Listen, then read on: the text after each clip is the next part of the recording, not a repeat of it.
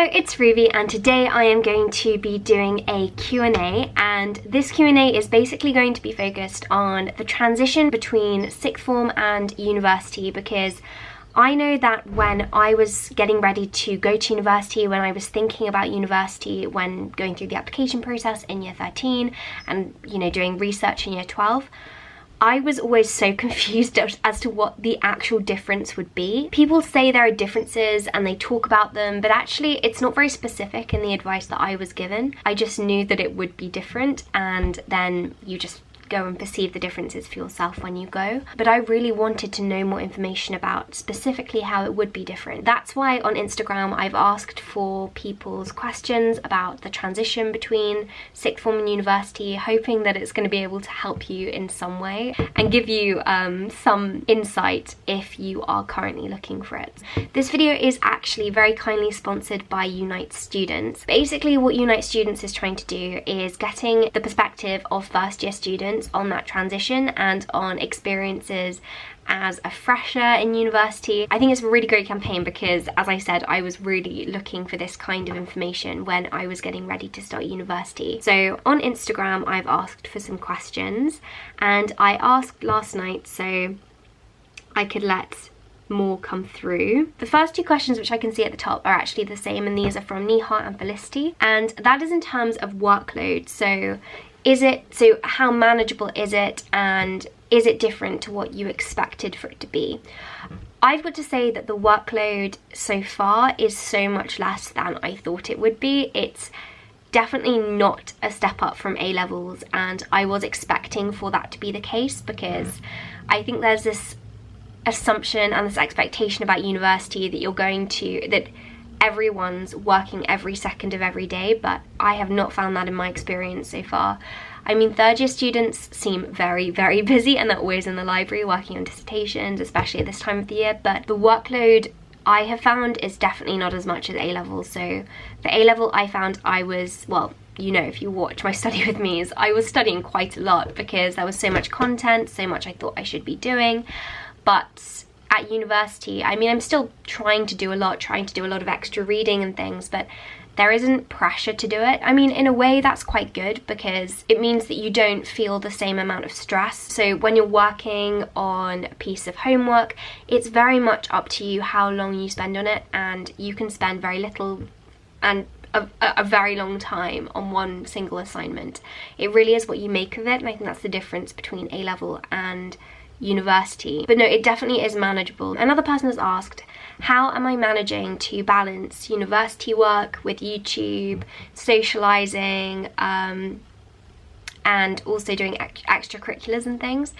And again, I think it's because the workload is so much more manageable that you're able to really spread your time and dedicate yourself to lots of different commitments, especially in first year. So signing up for societies, going to sports clubs. I'm exercising so much more than I really have since I was a kid, because I feel like I have the time to do it. I think with anything though, it is about time management. What surprised you most about lectures and workshops? And that's actually from Exeter Theology Society, so I do theology if you didn't already know. I've got to say the thing that surprised me most, and this is a very positive surprise, is I thought going from sixth form to university there would be no level of personality or contact with your lecturers. It would just be, student here, professor there, and then a wall right between you, but that's so not the case. So I was so used to A-level. I had tiny classes. My biggest class was 10 and my smallest was 2, and I loved those personal connections which I formed with my teachers and being able to chat with them, and I just didn't think I'd be able to do that at university. But my lecturers are so friendly that I have been able to chat with them after lectures and talk with them about things that I do find interesting. Workshops for theology are so much more interactive than I thought that they would be. There's so much engagement between like students and lecturers, and I really, really love that. Okay, so here is one which is more less to do with the academics and more to do with the social side, which is it hard not drinking and smoking when you're surrounded by it all? And I haven't found this to be a problem at all. There are a few reasons for this. Number one, I haven't gone clubbing because I know that that's not my thing, and it's okay, and you can recognize that, and so you don't have to put yourself in situations where you might feel pressured and you might feel uncomfortable.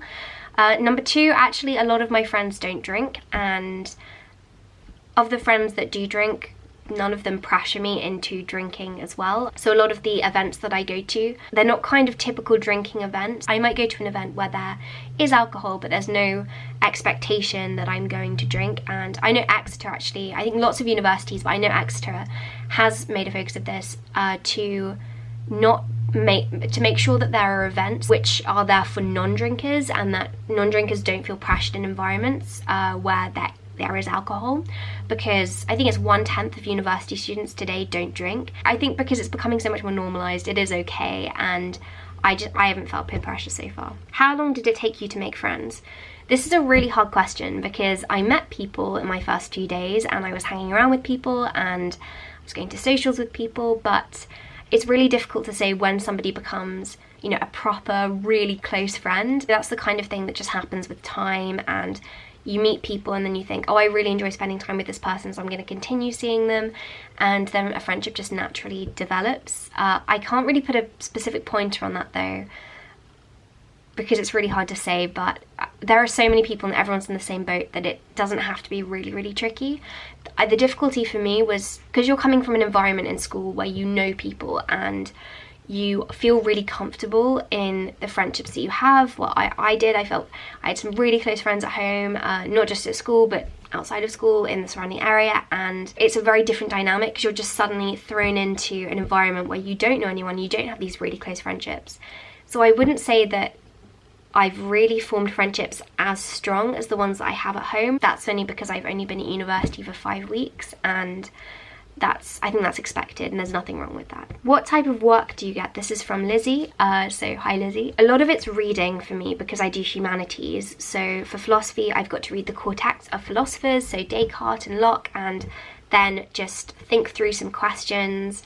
There's a lot of thinking, an emphasis on thinking in philosophy, but that's quite logical to assume. So thinking through these questions that I can discuss them in tutorials, and then for my Bible past and present module, I've got wikis to write, which is where you respond and reflect upon what you learnt in the lecture and post them. So everyone in my class will post them, and then you can read through what everyone's put. That's only 250 words every week.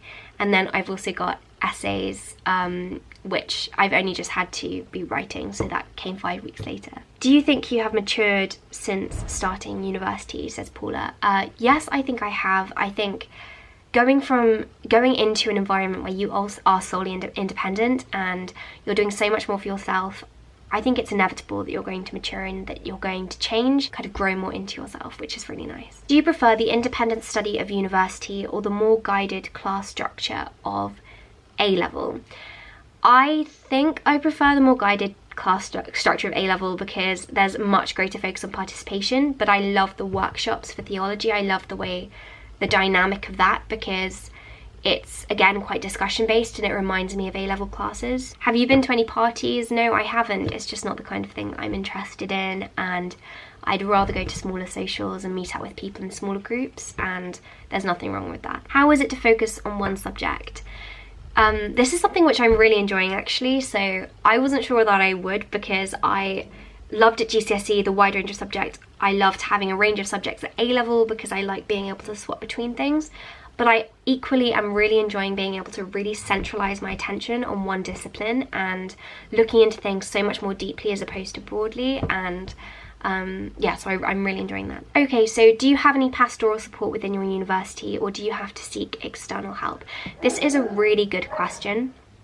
So obviously coming from school, there is a lot of pastoral support because teachers are in an environment with children, and so the pastoral systems are usually very strong. You've got government intervention making sure that that's sustained, that's maintained. It's an important thing to make sure that children are supported.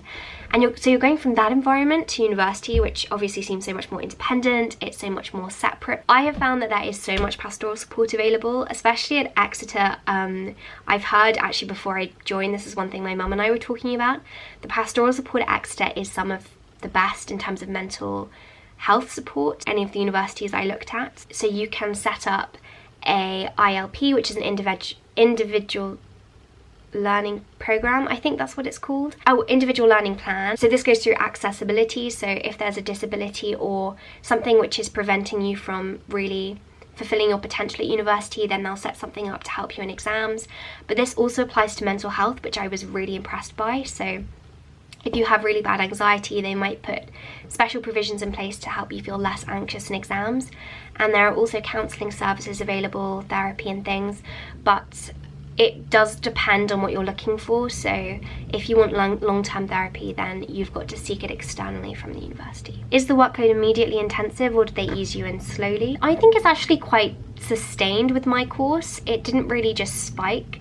I think the difference is that the difficulty spiked, so about week 3 it just became a lot more difficult in terms of content. Do you feel you've missed out on uni life being in a studio flat?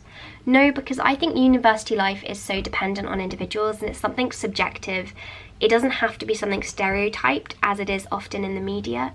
So yes, I'm not really engaging in the typical university life, but I'm engaging in a university life which I'm happy with and which I enjoy, and there's nothing wrong with that at all. I've said there's nothing wrong with that at all so many times, because with university there are stereotypes which I think we have to try and get past. Be proud of our differences, as I've said. No, I don't think I've missed out on university life at all. I've made so many friends despite being there, so I'm friends with the people on my corridor. Somebody's asked, how do you rate the Ram curly fries? And the Ram is the pub at Exeter, and the curly fries are amazing. How do lecturers compare to teachers? So I think more broadly, and this is very general, this is a generalization, but teachers have more of a pastoral role, I found, in school than lecturers do at university, which does make sense, as I was saying before, about school being a more pastoral environment. At the same time, the theology department is renowned for being really good at pastoral support, so that is a generalization. I wouldn't say I'm definitely not as close with my lecturers as I was with my teachers, and that's again expected. Okay, I'm gonna answer one more question because it's nearly been 20 minutes and I'm leaving to go to a National Trust property now, so I need to be quick. Did you overpack and have to sacrifice some things because it wouldn't all fit in? Lol. So no, actually, I thought that I had overpacked when we got there and we started loading everything up to my room. We were like loads of trips up and down, and I was thinking, whoa, I have brought so much stuff. I did not need all of this stuff. But I think I'm pretty happy with the amount I brought, because I brought things which I am using and things that I haven't been using when I've gone home. I'm home at the moment, as you probably could already tell. I'm not actually doing a university Q&A from university, but when I come home I bring things that I'm not using anymore, so mainly that's clothes. So I brought quite a lot of shirts because I wore them so much last year, but I'm not really wearing them so much this year, so I've brought back a few. And things like notebooks from home I've brought back to university, so it's quite a circular thing, but I'd say that I brought about the right amount. So thank you so much for watching this video. I hope that you enjoyed it, and I hope that it helped you in making that transition between sixth form and university, helped you to gain a better idea of how they're different. Once again, just to say, this video is sponsored by Unite Students, so they are an accommodation brand. They provide accommodation for students. So the general idea of this campaign is Unite Students want to gain an insight into real life experiences from university students, because it's so easy, as I said before, about making that generalization about university. Everyone is so different in how they approach university life, and so I think it's so important for us to think about individuals as opposed to university as a whole, because everyone's going to find that transition different. Everyone's going to have different experiences in going into first year. There's actually a link in the description box to the Unite Students YouTube channel, which I definitely recommend you going and taking a look at. You can also click on the link on the card, which will be somewhere on the screen, to go and take a look at their channel. Also, I am going to be posting a blog post on Unite Students, which I will leave linked down below as well. Thank you so much again to Unite Students for sponsoring this video. I hope that you enjoyed this video. Have a productive week, and remember that we can be kind.